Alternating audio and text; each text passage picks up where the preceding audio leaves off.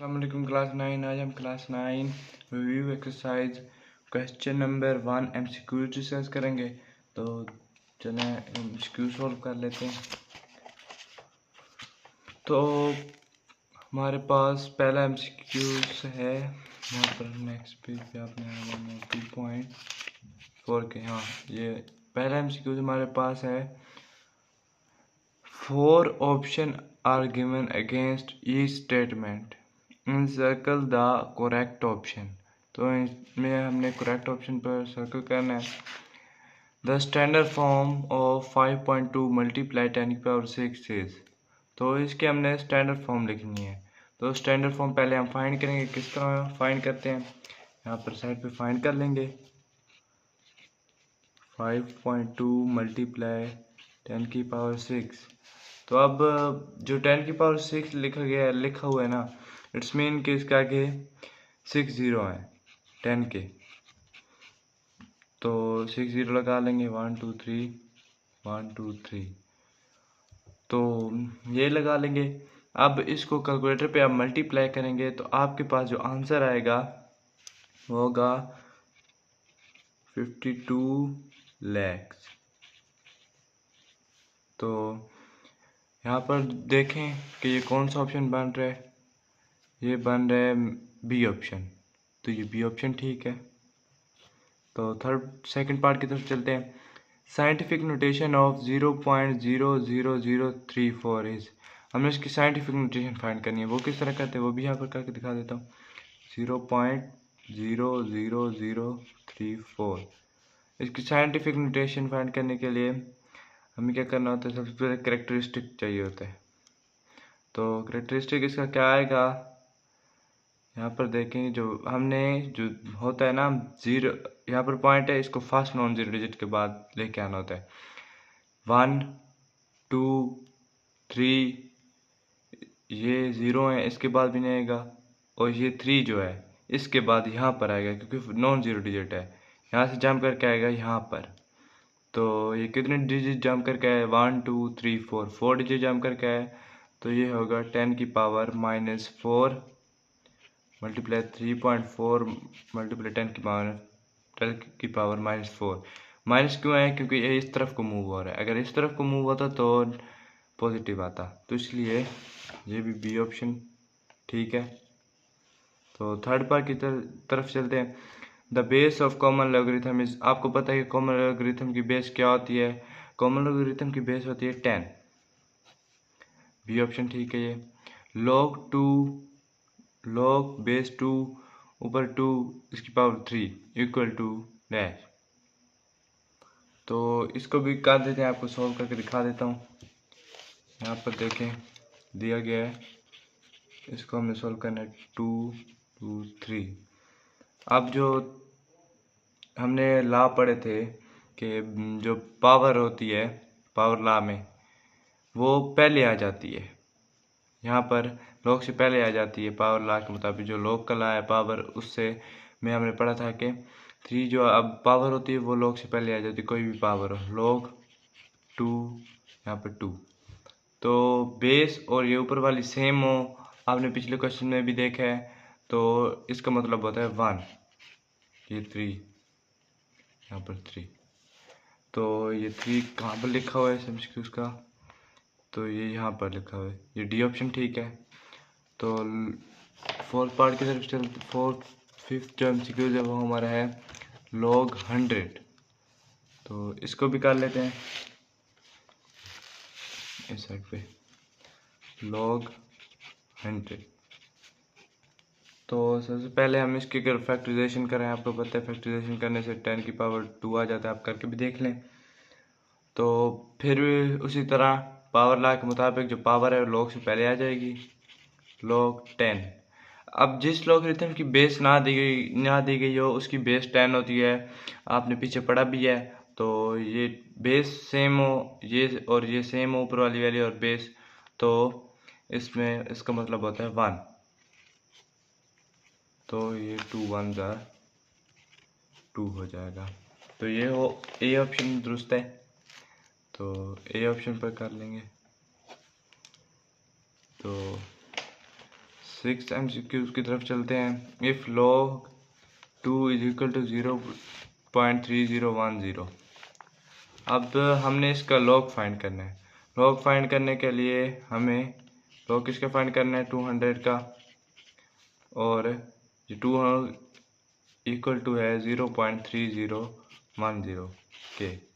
अच्छा, अब देखें, सबसे पहले ये इसका कैरेक्टरिस्टिक फाइंड करना होता है log फाइंड करने के लिए।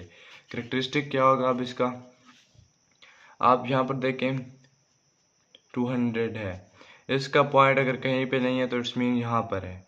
तो ये जब यहाँ पर फर्स्ट नॉन जीरो डिजिट के बाद आएगा जंप करके, तो ये 2 ही से जंप करेगा, तो इसका कैरेक्टरिस्टिक आ जाएगा 2। और मैंटिसा इसका क्वेश्चन में दिया गया है 0.301, वो लिख लेंगे 10। अच्छा, अब क्या करना है कि log निकालने के लिए मैंटिसा और कैरेक्टरिस्टिक को जमा करना होता है, तो कर लेंगे जमा।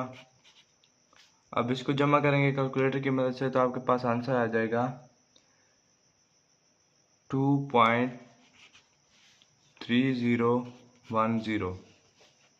तो यहाँ पर देख लें, सी ऑप्शन ठीक है, 2.3010। तो 7th MCQ की तरफ चलते हैं।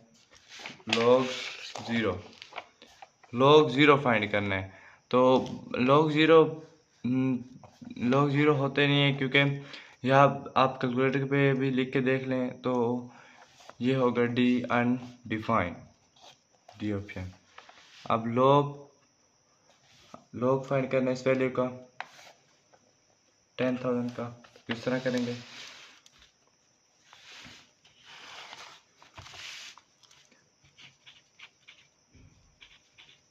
तो इसका log फाइंड करना है हमने। सबसे पहले इसकी फैक्टराइजेशन कर लेंगे। फैक्टराइजेशन करने से हमारे पास आ जाएगा, इधर करके देख लेते हैं। फैक्टराइजेशन करेंगे हम इसकी, तो 10 1 टाइम 10 1000 10 100 टाइम 10 10 टाइम 10 1 टाइम 10 की पावर 4 आ जाएगा, क्योंकि 4 टाइम 10 आया है log। अब पावर लॉ के मुताबिक फिर उसी तरह जो पावर लॉ होता है, पावर पहले आ जाती है log से, log 10। अब किसी log की बेस ना दी गई हो तो उसकी बेस 10 होती है, तो ये 10 बेस और ये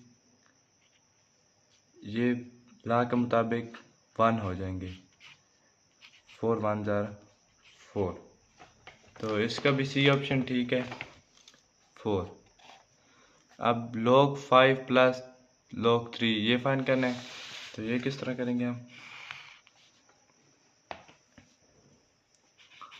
log 5 प्लस log